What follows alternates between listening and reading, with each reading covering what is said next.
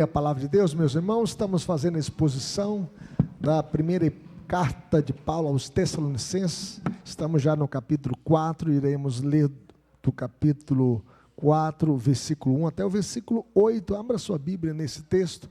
Primeira carta de Paulo aos Tessalonicenses, capítulo 4, de 1 a 8. Eu convido os irmãos a se colocarem em pé para que possamos ler esse texto juntos para a nossa edificação. Você que está em casa também, acompanhe a leitura para o nosso crescimento espiritual. Hoje nós iremos falar sobre santidade, a vontade de Deus para a vida do seu povo. É o que o texto fala para nós. Diz assim: finalmente, irmãos, nós vos rogamos e exortamos no Senhor Jesus que, como de nós recebestes, quanto à maneira porque deveis viver e agradar a Deus, e efetivamente estáis fazendo, continueis progredindo cada vez mais, porque estáis inteirados de quantas instruções vos demos da parte do Senhor Jesus.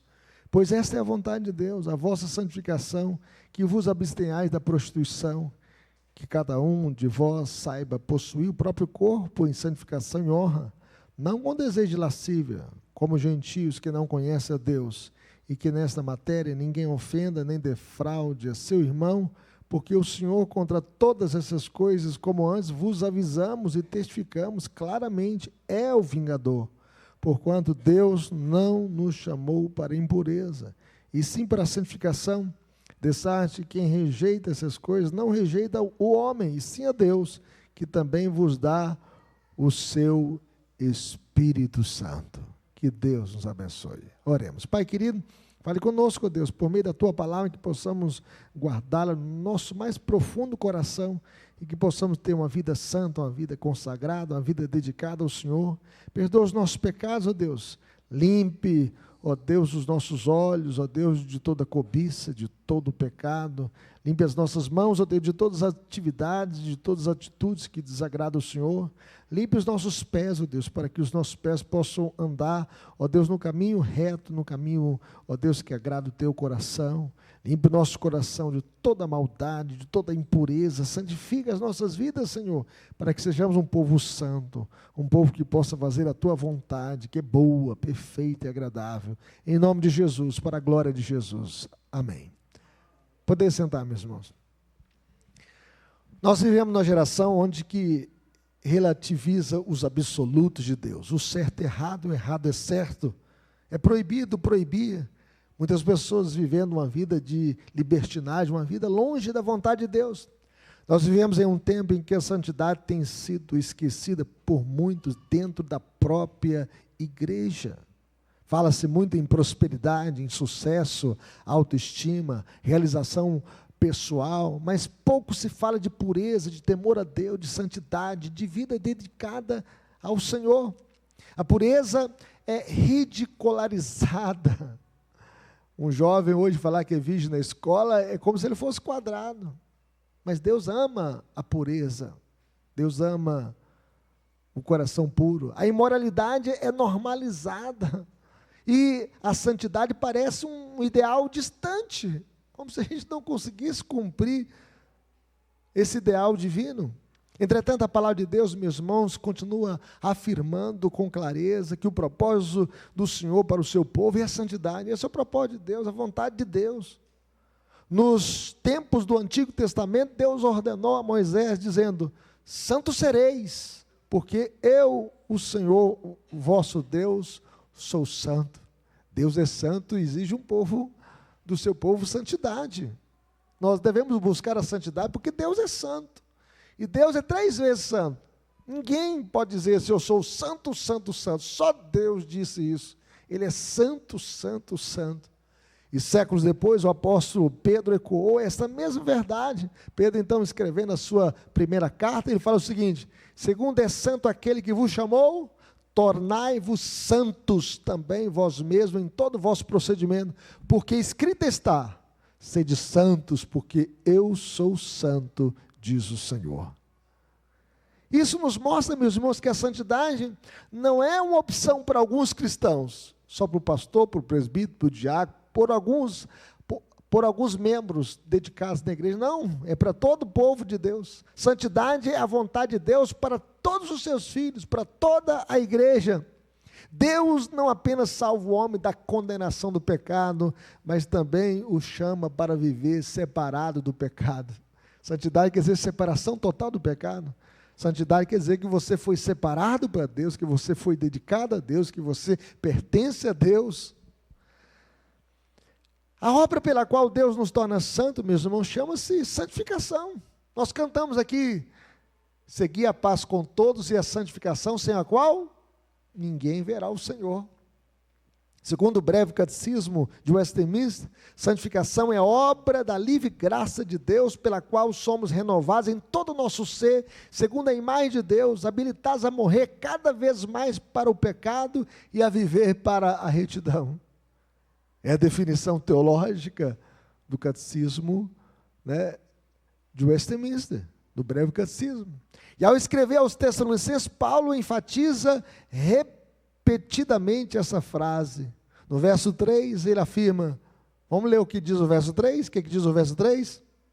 Pois esta é a vontade de Deus, a vossa santificação, que vos abstenhais o quê? Da prostituição. Veja o verso 4, ele declara que cada crente deve o quê? Possuir o próprio corpo em santificação e honra.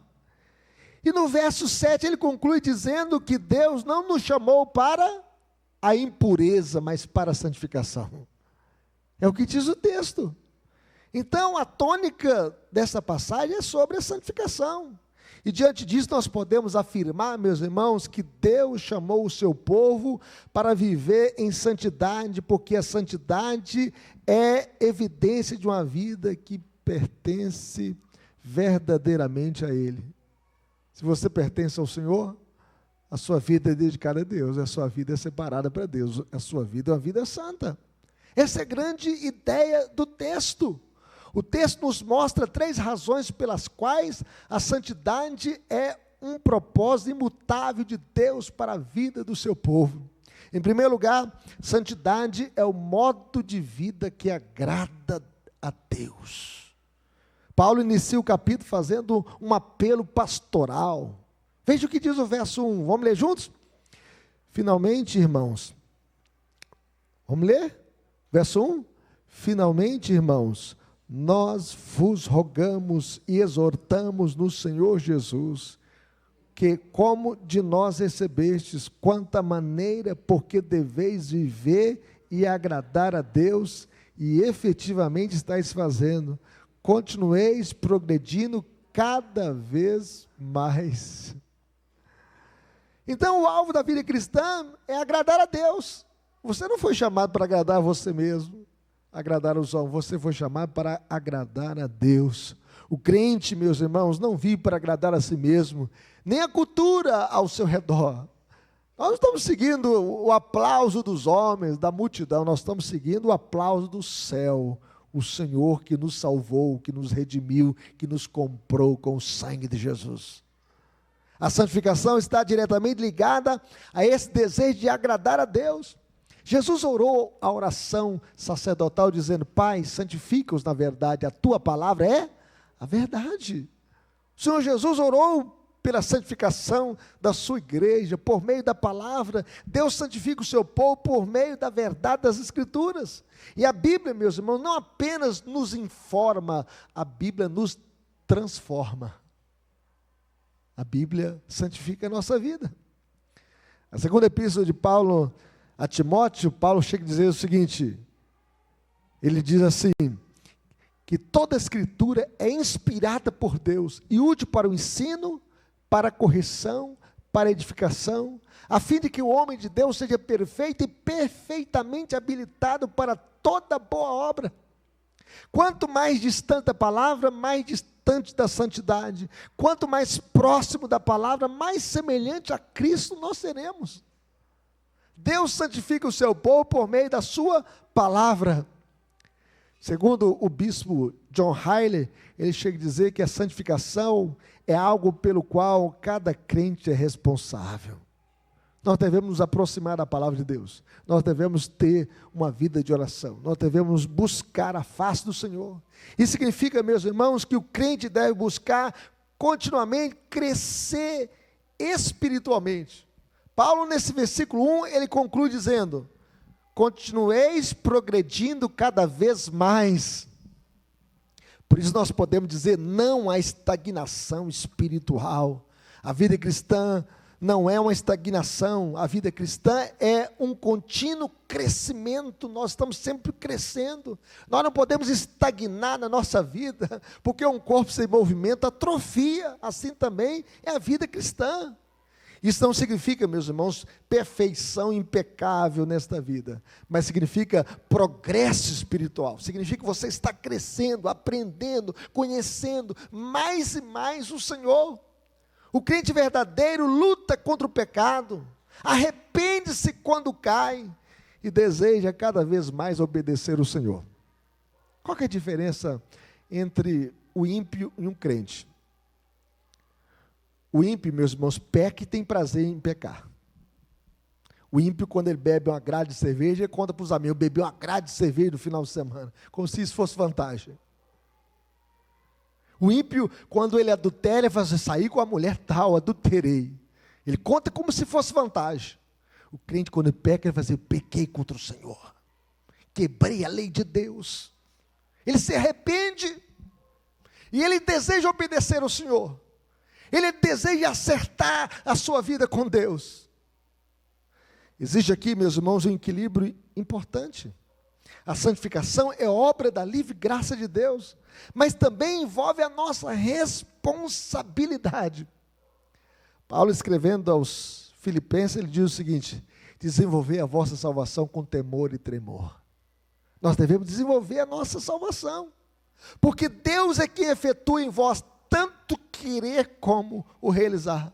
Deus opera em nós, mas nós devemos buscar a santidade diligentemente. Nós devemos nos esforçar, nós devemos querer mais de Deus.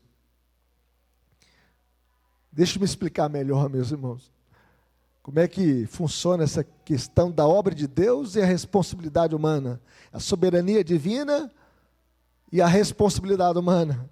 Porque a santificação é 100% obra de Deus e 100% responsabilidade humana. É como um agricultor. Ele depende da chuva para a plantação crescer. Mas isso não impede de preparar a terra, de plantar a semente, de cuidar da lavoura. Assim também é a santificação. É Deus quem faz você crescer como uma planta viçosa. Mas você pode regar essa planta através da oração, da leitura da Bíblia. Deus produz o crescimento espiritual, mas o crente deve cultivar uma vida de obediência, de oração e de leitura da palavra do Senhor. Você tem buscado viver para agradar a Deus ou para agradar as pessoas? Sua vida espiritual está crescendo ou você está estacionado?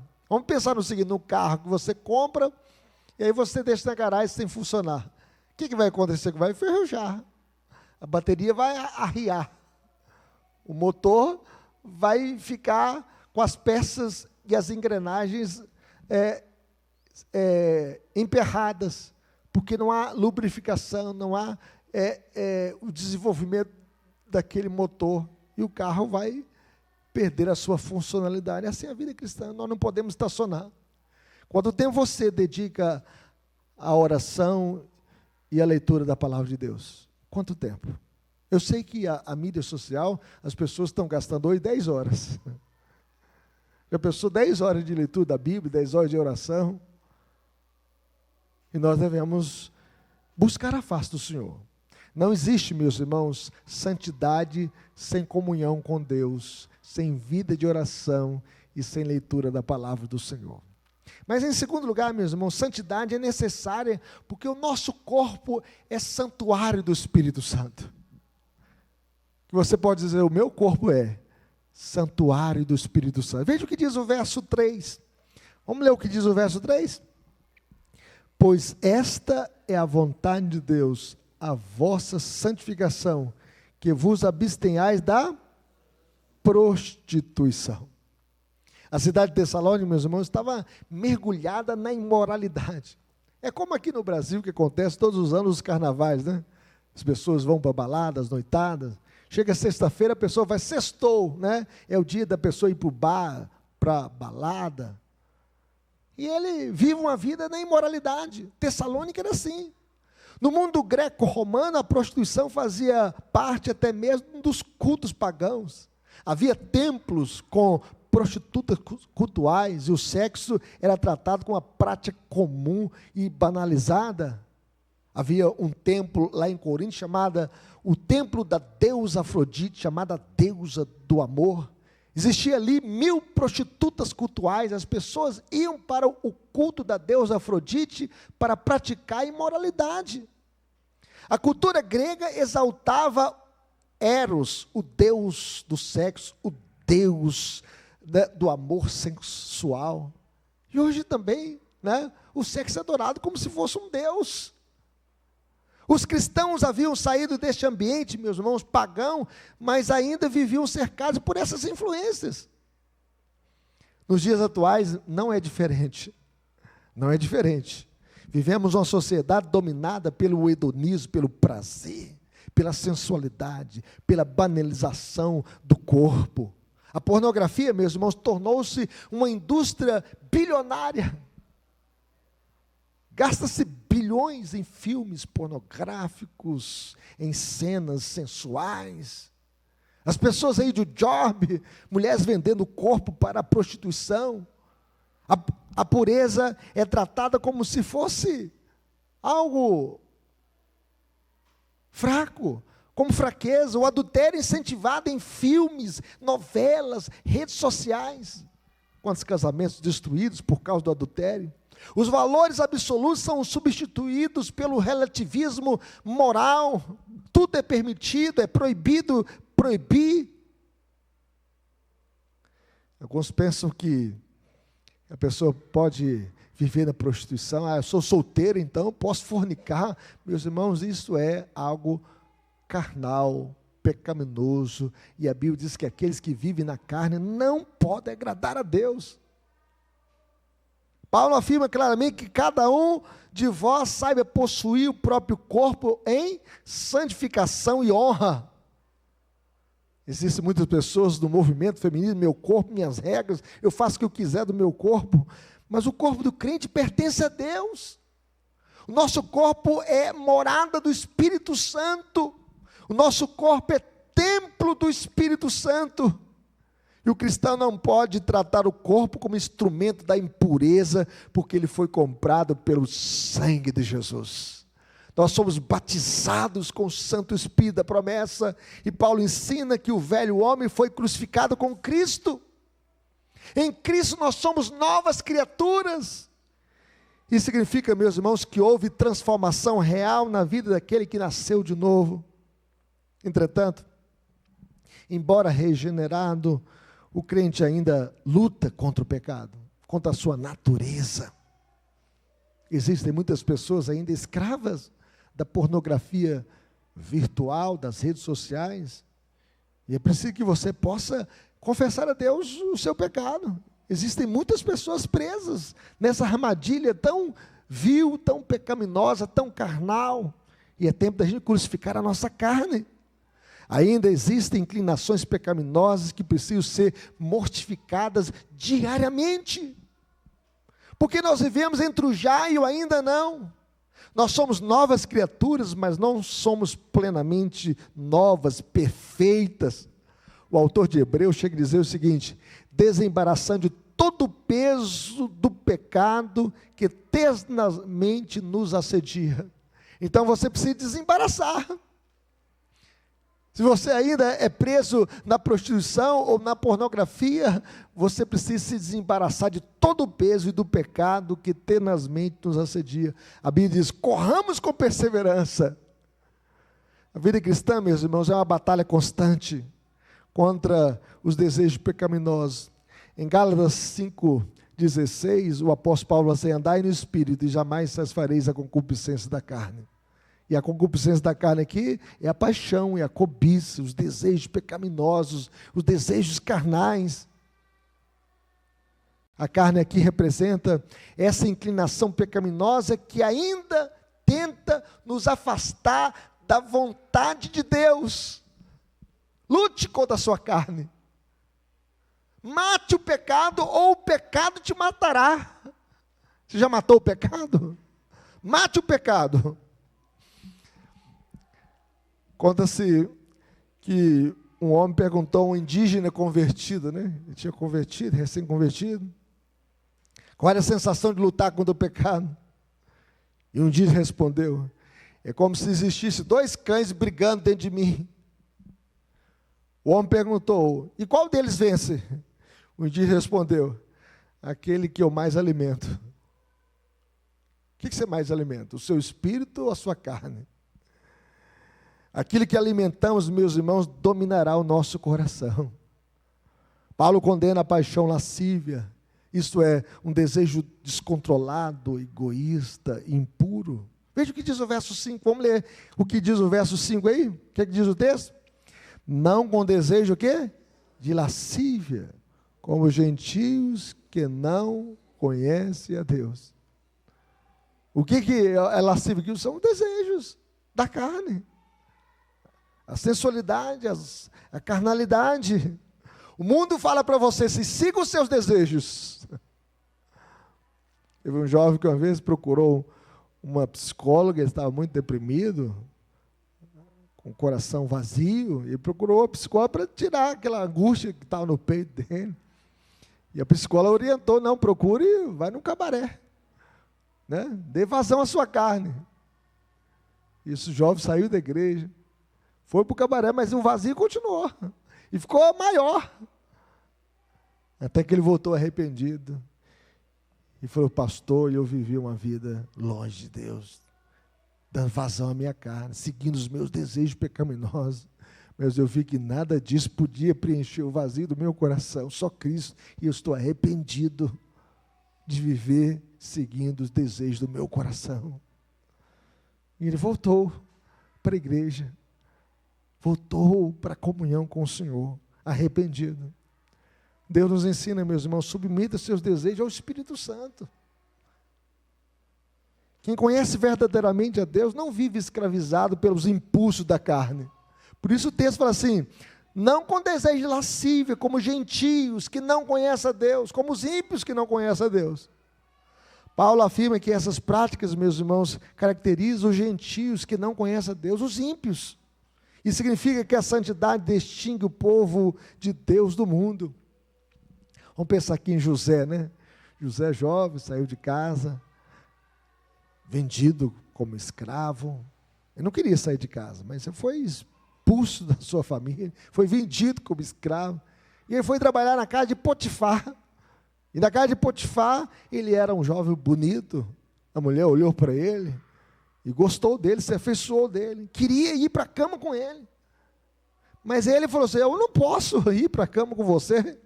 Porque ele falou assim: como, pois, cometeria eu tamanha maldade e pecaria contra Deus? Essa mulher, ela tinha uma aliança. E ele não poderia pecar contra Deus. Embora distante de casa, jovem, ele correu do pecado. Por causa disso, ele ficou preso 2 anos, porque ela levantou uma calúnia contra ele, dizendo que ele foi ali para tentá-la. Na verdade, foi ela que sobressaltou sobre ele, e ele fugiu e deixou o manto para trás, para não pecar. Correu para não pecar. José entendeu, meus irmãos, que o pecado sexual não era apenas contra pessoas, mas era contra Deus. Ele não queria viver em adultério. Paulo ainda alerta que a impureza sexual também é pecado contra o próximo. E José também não queria pecar contra Potifar. Veja o que diz o verso 6. Vamos ir, o verso 6, todos juntos? E que nessa matéria ninguém ofenda, nem defrauda o seu irmão, porque o Senhor, contra todas essas coisas, como antes vos avisamos e testificamos, claramente é o vingador. Então o pecado sexual destrói famílias, fere relacionamentos e produz uma culpa profunda, meus irmãos. Conheci uma história de um senhor que ele tomou a esposa do próprio irmão. Virou uma tragédia, quase deu morte. Nós aconselhamos, conversamos. E ele diz, eu mereço ser feliz, pastor. Ela gosta de mim, eu gosto dela, mas você quer destruir o casamento do seu marido, do seu irmão, destruindo duas famílias ao mesmo tempo, e gerando uma cisão dentro da sua própria casa. O texto diz, ninguém ofenda e nem defraude o seu irmão. O pecado destrói famílias. Além disso, meus irmãos, o texto afirma que o Senhor, contra todas essas coisas, como antes vos avisamos e testificamos, claramente é o vingador. Veja o que diz o verso 8, vamos ler? Na verdade, o verso 6 aí, no finalzinho. Porque o Senhor, contra todas essas coisas, como vos avisamos e testificamos, claramente é o quê? É o vingador. Então Deus leva a sério, meus irmãos, a pureza do seu povo. A nossa geração gosta de enfatizar apenas o amor de Deus. Deus é amor, mas Deus também é santo, Deus é justo, Deus é puro, Deus é reto. Deus não ignora o pecado, Deus é vingador. O pecado, meus irmãos, traz consequências. Conheci um senhor que ele, com 5 minutos de prazer, ele perdeu a sua saúde, pegou o vírus do HIV, perdeu a sua família, perdeu o contato com seus filhos, e quando eu conheci, ele já estava na cadeira de rodas, porque o vírus do HIV estava corroendo o seu corpo. Ele disse, pastor, foi 5 minutos de prazer, e eu peguei o vírus do HIV. Hoje estou sem a minha família, sem a minha saúde, estou em cima dessa cadeira de rodas. O pecado, meus irmãos, traz consequências. Davi experimentou isso após o seu adultério, quando ele pecou com Batseba. E no Salmo 32 ele declarou, a tua mão pesava dia e noite sobre mim. O pecado produz culpa, vazio, destruição. A espada nunca saiu da casa de Davi, por causa do seu pecado. Veja bem que ele adulterou com Batseba, e para encobrir o seu pecado, ele colocou o marido de Batseba na frente de batalha. E ele então assassinou o marido de Batseba com a espada dos seus inimigos. Ele escondeu dos homens, mas não escondeu de Deus. Por isso, meus irmãos, nós devemos odiar o pecado. Nós devemos abominar o pecado, porque o pecado pode nos custar mais caro do que a gente quer pagar. O que você tem alimentado na sua mente? Seus olhos, seus pensamentos, suas atitudes glorificam a Deus? O que você está acessando nas redes sociais glorifica a Deus? O que você está lendo glorifica a Deus? O que você está conversando glorifica a Deus? As suas atitudes glorificam a Deus? Você tem fugido da impureza ou brincado com o pecado? Quem brinca com o pecado, meus irmãos, acabará ferido por ele. Mas finalmente, meus irmãos, a santidade é a marca distintiva dos eleitos de Deus. E veja o que diz o verso 7. Paulo conclui dizendo no verso 7, vamos ler? Porquanto Deus não nos chamou para a impureza, e sim para a santificação. Então nós podemos ver que a vocação do crente é a santidade. Quando a gente lê, por exemplo, em Efésios 1:4, a Bíblia diz que Deus nos escolheu nele antes da fundação do mundo para sermos santos e irrepreensíveis perante ele em amor. Deus te chamou para ser santo. A santidade não é a causa da salvação, mas a evidência dela. Como é que eu sei que uma pessoa realmente é crente, se ele tem uma vida santa? É o fruto. Você conhece a árvore pelos seus frutos. Você chega no pé de abacate e está dando laranja, olha, não é abacate, é laranja. Você conhece a árvore pelos seus frutos. Você também conhece o crente pelos seus frutos. Não somos salvos porque somos santos. Nós somos santos porque nós fomos salvos. Fomos salvos por Cristo. E o Senhor Jesus declarou, bem-aventurados limpos de coração, porque esses verão a Deus. A santificação não significa que nós somos a perfeição absoluta, né? Somente Deus é perfeitamente santo. Mas o crente ainda falha, tropeça e luta contra o pecado. Contudo, existe dele o quê? Um desejo real de obedecer a Deus. Eu quero obedecer a Deus. O verdadeiro crente, meus irmãos, não vive acomodado na prática do pecado. O crente é ovelha. A ovelha pode até cair na lama, mas a ovelha não permanece na lama. O porco não, o porco você pode dar um banho nele, lavá-lo, colocá-lo dentro de casa, passar talquim, o melhor perfume, mas o dia que você abre a porta, ele vai para o fundo do quintal e vai rolar na lama, e vai fuçar a lavagem, porque a natureza dele é ficar na lama, mas a ovelha não. A ovelha, ela não tem a natureza de ficar na lama. Assim é o crente, meus irmãos. Hoje, nós devemos ser melhores do que ontem, e amanhã, melhores do que hoje, porque a santificação é progressiva. Paulo adverte que rejeitar essa instrução não é rejeitar os homens, mas rejeitar o próprio Deus. Veja o que diz o verso 8, vamos ler juntos o verso 8, todos juntos? Dessarte, quem rejeita essas coisas, não rejeita o homem, e sim a Deus, que também vos dá o seu Espírito Santo. Rejeitar a santidade é rejeitar a própria vontade de Deus. Deus não nos chamou para a impureza, mas para a santificação. Nós vivemos dias perigosos, meus irmãos, em que muitos querem o evangelho sem cruz. E o Jesus disse: se alguém quer vir após mim, a si mesmo se negue, tome a sua cruz e siga-me. Por exemplo, a pessoa tem uma aptidão para beber, tem que evitar o primeiro gole, porque um gole chama o outro gole e o gole toma o homem. Se a pessoa tem uma aptidão para carnalidade, ele tem que correr do pecado mesmo, tem que crucificar a sua carne, tem que jejuar. Nós vivemos dias perigosos porque as pessoas querem um evangelho sem cruz, sem arrependimento, sem transformação. Mas o evangelho verdadeiro transforma vidas, regenera.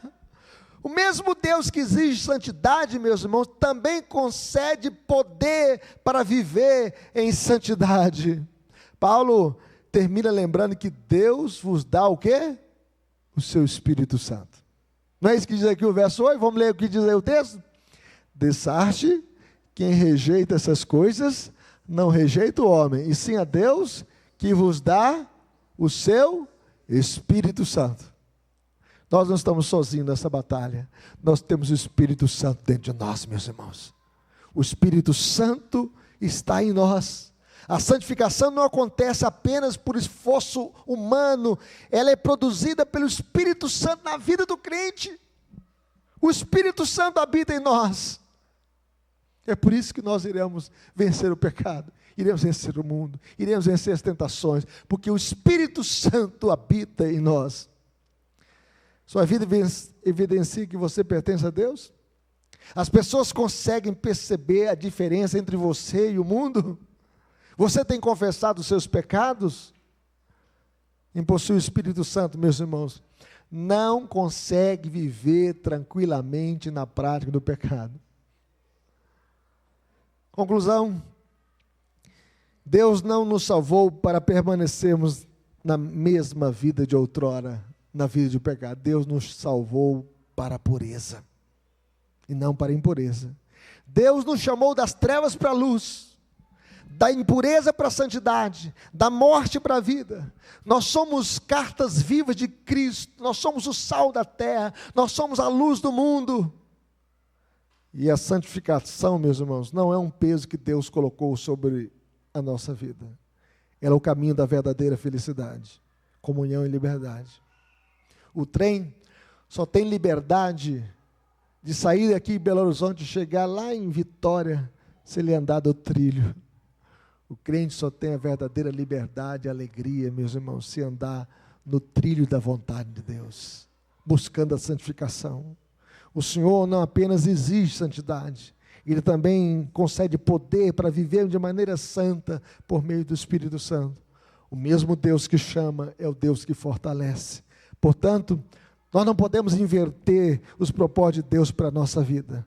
A santidade é um propósito imutável de Deus na vida do seu povo, porque é o modo de vida que agrada a Deus. É esse modo de vida que você vai agradar ao coração de Deus. Segundo, porque o nosso corpo é santuário do Espírito Santo. Deus não habita em prédios, em paredes, Deus habita em nós. Nós somos morada de Deus, nós somos morada do Espírito Santo.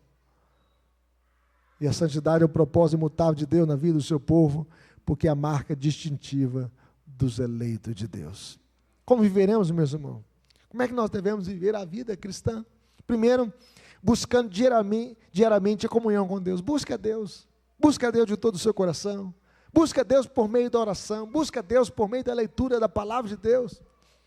Por exemplo, meus irmãos, um carvão retirado do meio ali do fogo, ele rapidamente se apaga.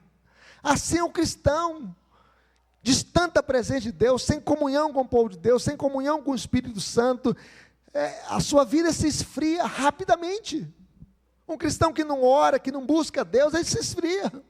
Por isso nós devemos buscar diariamente a presença de Deus, a comunhão com Deus, para crescermos na graça e no conhecimento do Senhor.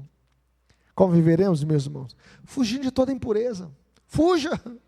O que é aquilo que te atrai, que te prende? Confesse o seu pecado, busque a Deus, busque ajuda. Se você caiu num buraco e você precisa de ajuda de um irmão, busque aconselhamento, busque um irmão mais forte na fé para te ajudar a viver uma vida em comunhão com o Senhor. Alimente a sua mente com a palavra de Deus, o seu coração com a presença de Deus. Como viveremos, meus irmãos? Vivendo de maneira que Cristo seja visto em nosso caráter, que a gente possa ter o brilho de Jesus, que as pessoas possam ver em nossas palavras, atitudes, o brilho de Jesus, a graça de Jesus. E quando errarmos, nós possamos confessar a Deus os nossos pecados, porque aquele que encobre as suas transgressões jamais prosperará, mas aquele que as confessa e deixa alcançará a misericórdia. Que nós possamos ser um povo santo, um povo dedicado a Deus, um povo consagrado a Deus, um povo que possa viver em comunhão com o Senhor, em comunhão uns com os outros, buscando a santificação, buscando a presença de Deus para crescermos na graça e no conhecimento de nosso Senhor e Salvador Jesus, porque esse é o propósito de Deus para a vida do seu povo.